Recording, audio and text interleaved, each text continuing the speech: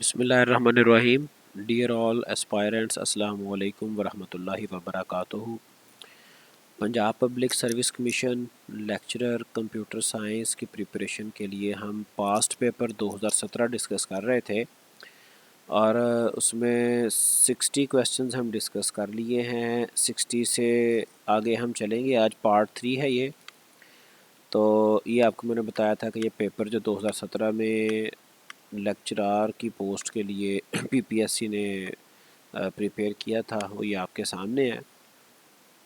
तो lecture number 61 था, in virtual circuit network each packet contains full source and destination address, a short VC number, both A and B, none of the mentioned। तो इसमें full source और destination address नहीं होता, इसमें short VC number, virtual circuit number जिसे VCID कहा जाता है वो मौजूद होता है। Short VC number also called a VCID virtual circuit identifier is a type of identifier which is used to distinguish between several virtual circuits. तो यहाँ पे वर्चुअल सर्किट्स में VCID यूज़ होता है किसी भी पैकेट को डिस्टिंग्विश करने के लिए।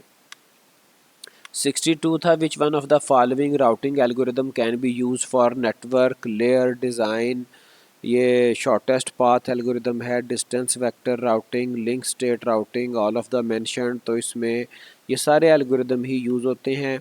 There are several routing techniques like shortest path, static, dynamic routing, decentralised, distance vector, link state, hierarchical. ये बहुत सारे राउटिंग एल्गोरिदम जो हैं ये यूज़ होते हैं नेटवर्क लेयर को डिज़ाइन करने के लिए।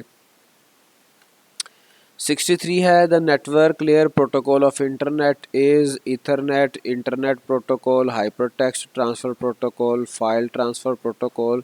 तो ये जो ट्रांसफ़र वाले हैं, हाइपर टेक्स्ट और फाइल ट्रांसफ़र, ये तो नेटवर्क लेयर के नहीं है, ये तो आपके हैं टॉप लेयर्स के, एप्लीकेशन लेयर के। तो इंटरनेट प्रोटोकॉल नेटवर्क लेयर का प्रोटोकॉल है। आईपी के अलावा ICMP, internet control message protocol, CLNP, ARP, IPX, HRSP, ये सारे प्रोटोकॉल नेटवर्क लेयर के प्रोटोकॉल हैं। और इसकी कुछ डिटेल हमने यहाँ पे मैंने इंक्लूड की है। तो जो एप्लीकेशन लेयर है उस पर जो प्रोटोकॉल डाटा होता है उसे डाटा कहा जाता है। डिस्क्रिप्शन क्या है जी इसके, ये एंड यूज़र प्रोटोकॉल है, इसमें FTP, HTTP, POP3, SMTP हैं। FTP file transfer protocol, HTTP hyper text transfer protocol, POP3 post office protocol version 3 है, सिंपल मेल ट्रांसफ़र प्रोटोकॉल है SMTP। फिर अगर अगली लेयर की बात करें प्रेजेंटेशन, यहाँ पर इंक्रिप्शन डिक्रिप्शन हो रही होती है, डाटा कंप्रेशन चल रही होती है। तो सेशन लेयर में PAP, नेट बायोस और ये डिफरेंट प्रोटोकॉल्स हैं। पासवर्ड ऑथेंटिकेशन प्रोटोकॉल है, network basic input output system है, और फिर ये PPTP प्रोटोकॉल है, उसकी कुछ टाइप्स हैं, point to point tunnelling protocol, और L2TP, L2F उसकी एक्सटेंशंस हैं। फिर एक RPC रिमोट प्रोसीजर कॉल एक प्रोटोकॉल इसमें सेशन लेयर पे यूज़ होता है। फिर आगे ट्रांसपोर्ट लेयर में TCP ट्रांसमिशन कंट्रोल प्रोटोकॉल और यूज़र डाटाग्राम प्रोटोकॉल यूज़ होते हैं। और ये देखें ट्रांसपोर्ट लेयर पे जो डाटा है हमारा, ये प्रोटोकॉल डाटा, ये सेगमेंट कहलाता है। ये हमने प्रीवियस भी ये डिस्कस किया था, गालिबन प्रीवियस लेक्चर में ये बात हुई थी। तो नेटवर्क लेयर पे ये डाटा हमारा पैकेट कहलाता है, और नेटवर्क लेयर का काम क्या जी, routing and switching information, IP. तो ये इससे रिलेटेड क्वेश्चन पीछे पूछा गया। इंटरनेट प्रोटोकॉल है, ICMP, internet control message protocol है, एआरपी है, राउटिंग प्रोटोकॉल, कुछ और भी हैं।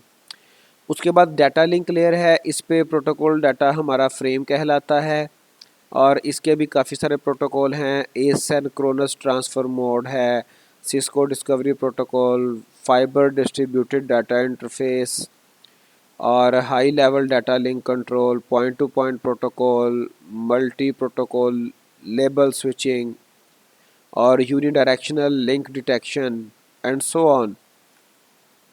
फिर फिज़िकल लेयर है, इसमें डाटा हमारा बिट्स कहलाता है, और इसका ताल्लुक केबल्स के साथ, डिफरेंट जो नेटवर्किंग जैक्स हैं उनके साथ इसका ताल्लुक होता है। नेक्स्ट क्वेश्चन है 64। The ICMP is primarily used for error and diagnostic functions, addressing, forwarding, none of these. तो इंटरनेट कंट्रोल मैसेज प्रोटोकॉल इसका ताल्लुक एरर एंड डायग्नोस्टिक फंक्शन के साथ है। ICMP is used by networking devices to send error messages and operational information indicating a host or router cannot be reached। तो ये error भेजने के लिए जहाँ तक आपका जो है वो मैसेज नहीं जाता, कोई एरर आ जाता है, ICMP operates over the IP packet to provide error reporting functionality as IP by itself cannot report error। IP तो एरर रिपोर्ट नहीं कर सकता, तो उसको फैसिलिटेट करने के लिए ICMP यूज़ होता है।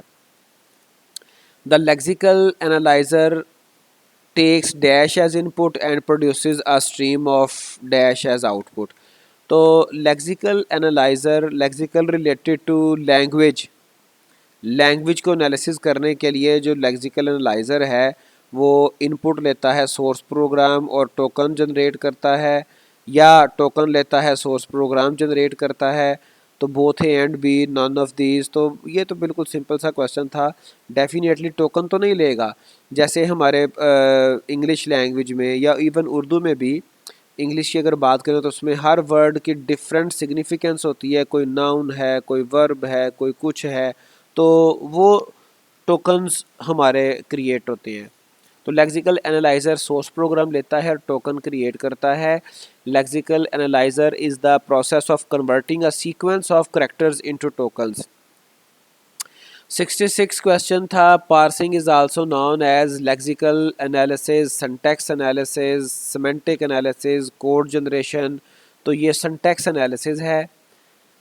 Parsing or syntactic analysis is the process of analyzing a string of symbols and conforming to the rules of grammar। तो जो हमारे रूल्स हैं उनके अकॉर्डिंग वो इसको एनालाइज करता है। Question 67। A compiler program written in a high level language is called, very simple, no need to detail। तो सोर्स प्रोग्राम होता है हाई लेवल में लिखा गया जो कोड होता है, that is very simple question। The input that we give in high level language is also known as the source language, source program, source code। 68। The number of pixels stored in the frame buffer of a graphic system is known as resolution, depth, mass, resolution। तो ये resolution है ए वाला, ठीक है जी। number of pixels determine the resolution। अब यहाँ पर ये देखें इस क्वेश्चन में उसने कहा number of pixels stored in the frame buffer, ठीक है जी। तो अब अगला क्वेश्चन ज़रा केयरफुली देखिएगा। In graphical system the array of pixels in the pictures are stored in memory, frame buffer, processor, all of the above. तो इसका answer तो उसने प्रीवियस क्वेश्चन में बता दिया था। ये देखें, number of pixels stored in the frame buffer. अब यहाँ पे पूछ रहा है अरे of pixels in the picture are stored in, तो इसका आंसर डेफिनेटली फ्रेम बफर है। Frame buffer is mainly use to store pixels, ठीक है जी। प्रीवियस क्वेश्चन में ही इसका आंसर मौजूद था। तो इस तरह की सिचुएशन अभी भी पेपर में हो सकती है, किसी भी पेपर में हो सकती है। तो पेपर को मतलब इंटेलिजेंटली सॉल्व करना, उसको पढ़ना क्वेश्चन को, ये भी इम्पोर्टेंट है। 70। Which one of the following is key characteristics of hacker, afraid to say they don't know the answer, willing to find answers on their own, not willing to find answers on their own, all of the mentioned। तो afraid to say they don't know the answer, वो afraid क्या होना है उसके बारे में किसी को पता नहीं होता। नॉर्मली वो हिडन एंटिटी है, हिडन पर्सन है। और ये willing to find answers on their own इसकी करेक्टरिस्टिक में शामिल है। Hacker is an expert at programming and solving problems with the computer to find answer on their own. 71। Which of the following focuses on the discovery of previously unknown properties of data। Data mining है, big data है, data wrangling है, machine learning है। तो इसका answer है जी data mining. अब big data is something else. Big data इसके नाम से जाहिर है, ह्यूज डाटा के लिए बिग डाटा की टर्म यूज़ की जाती है।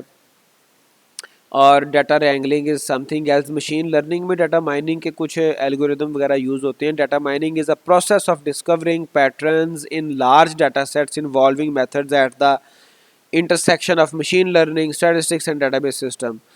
तो बहरहाल इसका आंसर डाटा माइनिंग है। 72 which process model should be use in virtually all situations of web engineering. अब ये सॉफ्टवेयर इंजीनियरिंग आ गई, वेब इंजीनियरिंग आ गई, कौन सा प्रोसेस मॉडल है जो कि हर सिचुएशन में यूज़ किया जा सकता है? Incremental, waterfall, spiral, none of the mentioned. तो वाटरफॉल तो नहीं हो सकता, इसमें तो रिक्वायरमेंट्स पहले ही सारी पता हो तो फिर यूज़ करेंगे। और इसका आंसर है इंक्रीमेंटल। इंक्रीमेंटल हम क्यों यूज़ करेंगे? इंक्रीमेंटल में काम कुछ ऐसे होता है कि आप कोई थोड़ा सा वर्किंग सा कुछ फंक्शनैलिटीज़ आप ऐड करते हैं, एक प्रोसेस चलाते हैं, एक आइट्रेशन चलाते हैं, इंक्रीमेंट एक चलाते हैं, और उसके बाद नेक्स्ट इंक्रीमेंट में मज़ीद आप फंक्शनैलिटीज़ ऐड करते जाते हैं। The web engineering process must accommodate incremental delivery, frequent changes and short timelines, the concept of time to market also। तो इंक्रीमेंटल का बेनिफिट क्या है कि इसमें जो डिलीवरी है, जो फंक्शनैलिटी है, वो शॉर्ट टाइम में डिलीवर हो जाती है, और वो with the passage of time आप फंक्शनैलिटी को ऐड करते रहते हैं। फिर उसमें क्या होता है, चूँकि शॉर्ट टाइम में आपकी प्रोडक्ट डिलीवर हो जाती है तो मार्केट कैप्चर करना आसान हो जाता है। अगर मार्केट में किसी हवाले से कोई सर्विसेज की ज़रूरत है, तो कोरोना आया था तो उसमें कई सर्विसेज आपने देखा होगा, कई सर्विसेज बिल्कुल ख़त्म हो गई, कई सर्विसेज बड़ी इफ़ेक्टिव हो गई। इवन ये ऑनलाइन क्लासेस और ये और वो इस तरह की चीज़ें भी कोरोना में ही बड़ी वो क्या कहते हैं, फ्लरिश हुई थी। तो ये है कि जब मार्केट में कोई एक प्रॉब्लम आती है तो अगर आप फ़ौरन सॉल्यूशन दे दें तो मार्केट को कैप्चर किया जा सकता है। तो इंक्रीमेंटल मॉडल ये फैसिलिटी प्रोवाइड करता है। Which analysis is a part of analysis model of the web engineering process framework? Content analysis, interaction analysis, functional analysis, all of the mentioned। तो जो एनालिसिस मॉडल है उसमें ये सारे के सारे एनालिसिस एग्जिस्ट कर रहे होते हैं, सारे के सारे एनालिसिस परफॉर्म करने पड़ते हैं। Analysis model establishes a basis for design which requires all the mentioned options। 74 which of the following statements are incorrect with reference to web based system? कौन सी ऑप्शन गलत है? should be unscalable, must be able to cope with uncertain random heavy demands on services, must be secure, तो secure होना चाहिए। are subject to assorted legal social and ethical scrutiny, तो ये तमाम legal social ethical इसमें चीज़ों को take care किया जाना चाहिए, सिक्योर भी होना चाहिए। Must be able to cope with uncertain modern random heavy demands on services, तो जो भी आपकी अनसर्टेन सिचुएशन बनती है उसको टैकल करने की कैपेबिलिटी भी होनी चाहिए। शुड बी अनस्केलेबल, तो ये जो लिखा हुआ है ना, कॉप विद अनसर्टेन, तो अनसर्टेन से और रैंडम और हैवी डिमांड को टैकल करने के लिए हमारा जो वेब बेस्ड सिस्टम है वो स्केलेबल होगा, स्केलेबल होना चाहिए। So that the same is the answer of this question, should be unscalable. Unscalable का मतलब यह जितना है उतना ही रहेगा, ठीक है जी, उसमें उसकी फंक्शनैलिटी में इजाफा नहीं होगा। तो मिसाल के तौर पे अगर आप इलेक्ट्रिसिटी के हर मंथ 200 यूनिट यूज़ करते हैं, 100 यूनिट यूज़ करते हैं, तो ये स्केलेबल नहीं है, 100 से ऊपर आप जा ही नहीं सकते, दैट इज़ कॉल्ड अनस्केलेबल। ठीक है, स्केलेबल से क्या मुराद है? सर्दियों में आप 50, 60, 70, 80, 100 यूनिट यूज़ कर रहे हैं, गर्मियों में 500 यूनिट तक भी जाता है, तो ये स्केलेबल है आपकी कंजम्पशन। ठीक है जी, तो जो आपका वेब बेस्ड सिस्टम है वो स्केलेबल होना चाहिए। सो शुड बी अनस्केलेबल, ये रॉन्ग आंसर है। ठीक है, next is what category of web based system would you assign to electronic shopping, informational, interactive, transaction oriented, workflow? तो transaction इसका आंसर है। जब भी कोई एक फाइनेंशियल कोई खरीदो फरोख्त होती है तो ट्रांजैक्शन कहलाती है। इवन डेटाबेस में कोई डाटा सेव होता है, डिलीट होता है, that is also called transaction. तो बहरहाल इलेक्ट्रॉनिक शॉपिंग का ताल्लुक इन्फॉर्मेशन के साथ, इंट्रैक्शन के साथ, वर्क फ्लो के साथ नहीं है, इसका ताल्लुक ट्रांजैक्शन के साथ है। It involves usages of transaction management of database system. Next is what category of web based system would you assign to discussion groups, collaborative work, online communities, web portals, work flow oriented? तो इसका answer है जी online communities, जैसा कि इसके नाम से जाहिर है। W3C world wide web consortium, वैसे ही निकल गया मुंह से, वर्ल्ड वाइड वेब कंसोर्शियम ये एक इदारा है जो क्या करता है जी, जो कि वर्ल्ड वाइड वेब के स्टैंडर्ड्स को मेंटेन करने के लिए वर्क करता है। Is an international consortium where members of organization a full time staff and the public work together to develop web standards. Web standards बनाए जाते हैं, मेंटेन किए जाते हैं। World wide web, that three words referred by W3 and C for consortium, consortium इदारे को कहा जाता है। Next is which of the following is a risk associated with using hypertext in web applications? तो loss of sense of locality and direction, cognitive overload for users, all of the mentioned, none of the mentioned। hypertext की एक मैं आपको simply थोड़ी सी वजाहत करता हूँ। Hyper Urdu English में भी इंग्लिश का वर्ड है हाइपर, इसको उर्दू में हम कहते हैं जी गुस्सा। अगर कोई बंदा कहा जाए कि जी फलां बंदा हाइपर है तो कहते हैं जी वो गुस्से में है।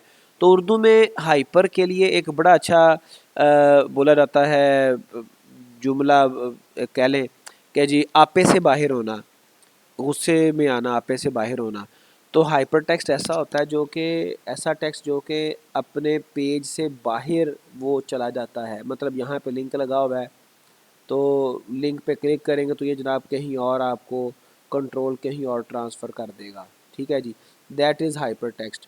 तो हाइपर टेक्स्ट का प्रॉब्लम क्या होता है जी, यहाँ पे हमें ये पता नहीं चलता कि हम कहाँ से आए थे, कहाँ हम आ गए हैं और कहाँ हमने वापस कैसे जा सकते हैं। तो loss of sense of locality and direction इसमें पाई जाती है।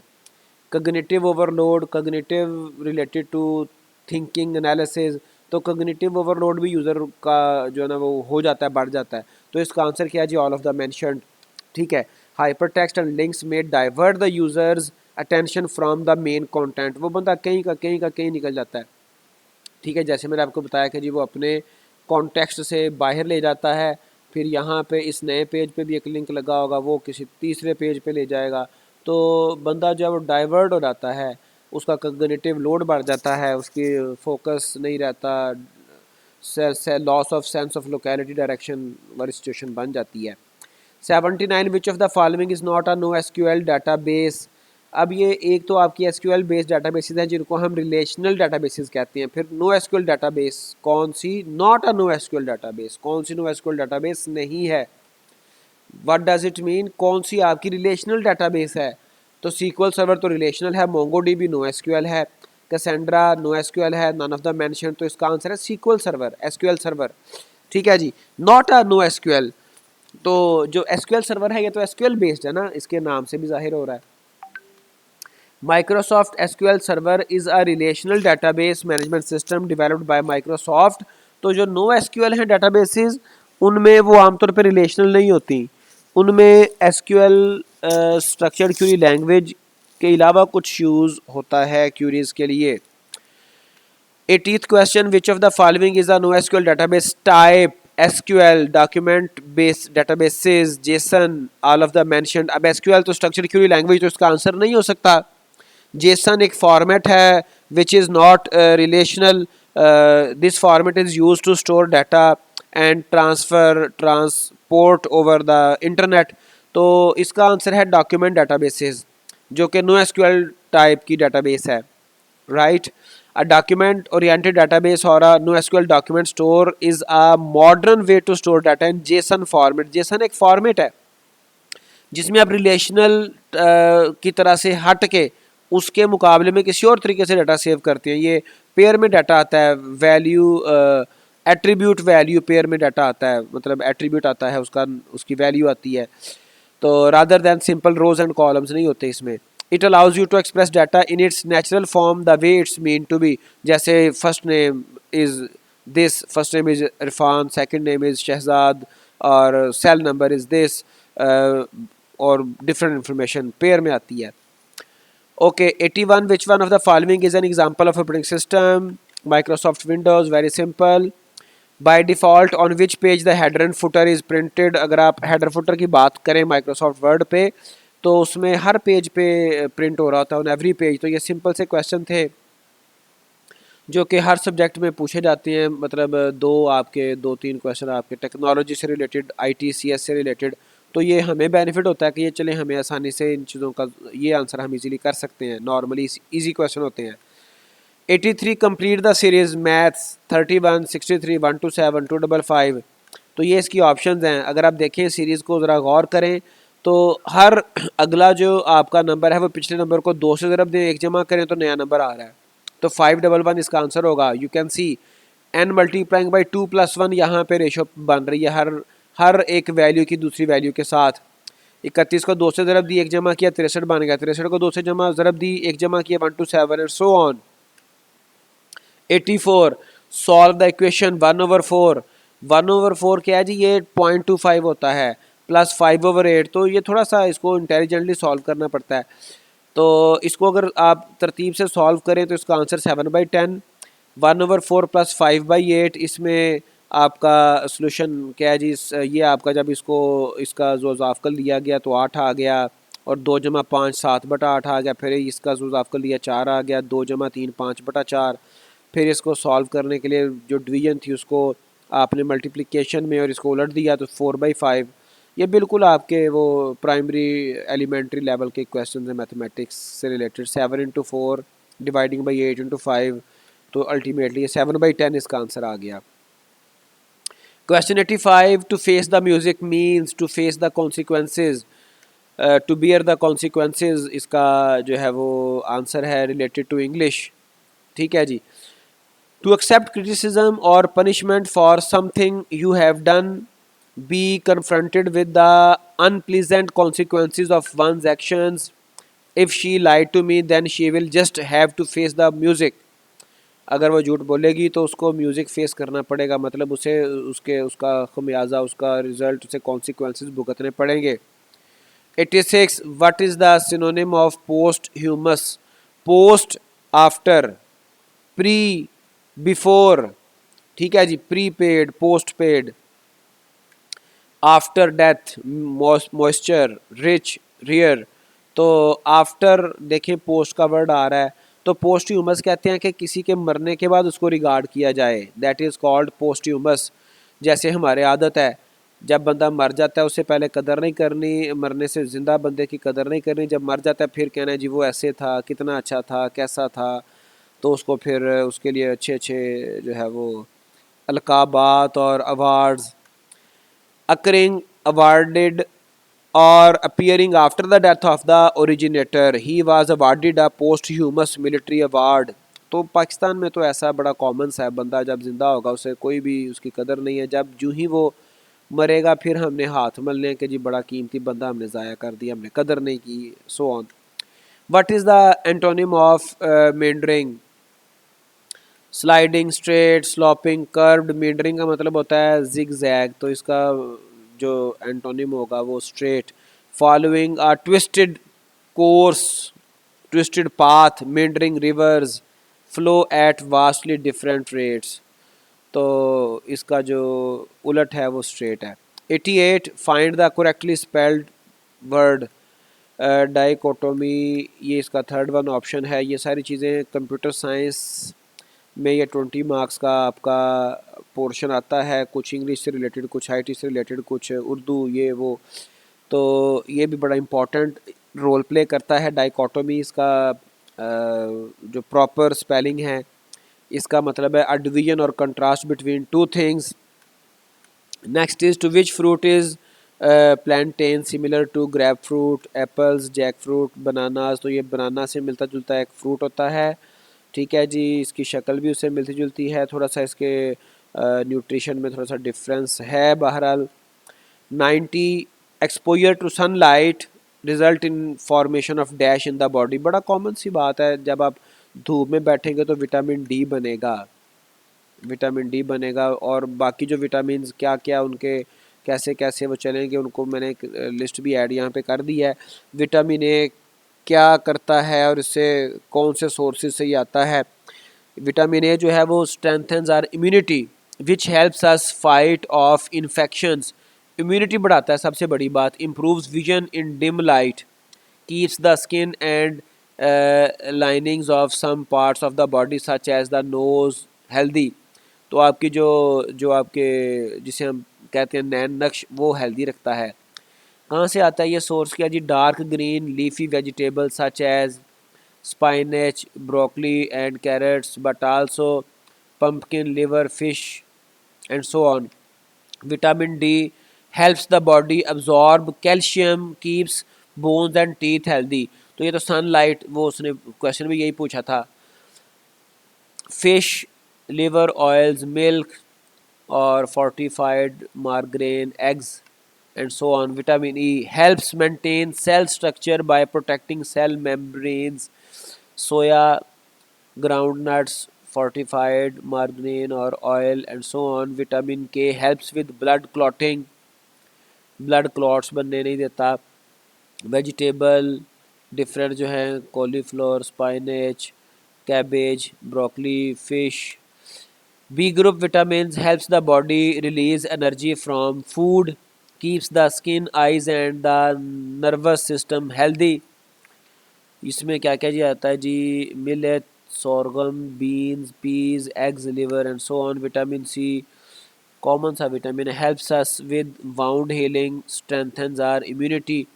और ये आपके जितने भी जूसी फ्रूट्स हैं, ये माल्टे हो गए, लेमन्स हो गए, ऑरेंजेस हो गए, इनमें से इजीली मिल जाता है। Oranges, lemons and so on. Folic acid जो कि न्यूली बॉर्न बेबीज़ के लिए और ख़ास तौर पे मदर्स के लिए बड़ा इम्पॉर्टेंट होता है। Helps form healthy red blood cells, helps reduce the risk of central nervous system defects such as spina and so on. Unborn babies में ये help करता है। Leafy green vegetables such as spinach, broccoli and so on. उसके बाद है iron. ये vitamins के अलावा कुछ और न्यूट्रिएंट भी हैं। आयरन है, आयरन आपको पता है रेड ब्लड सेल्स को बढ़ाता है और which carry oxygen around the body. और ये liver, meat, offal, beans and so on. Calcium है, तो ये साथ कुछ डिटेल्स भी ऐड कर दी। तो इस तरह के क्वेश्चन भी आपके आ जाते हैं, मतलब जनरल नॉलेज के या फिर एवरीडे साइंस से रिलेटेड क्वेश्चन 2-3 लाजमी आते हैं आपके हर पेपर में, हर सब्जेक्ट में। Question 91, who was the first American president to resign while in office? Theodore Roosevelt. Bill Clinton तो नहीं था, ये तो हमें पता है। रिचर्ड निक्सन और जॉन क्विसी एडम्स। तो ये रिचर्ड निक्सन बहरहाल इसका आंसर था।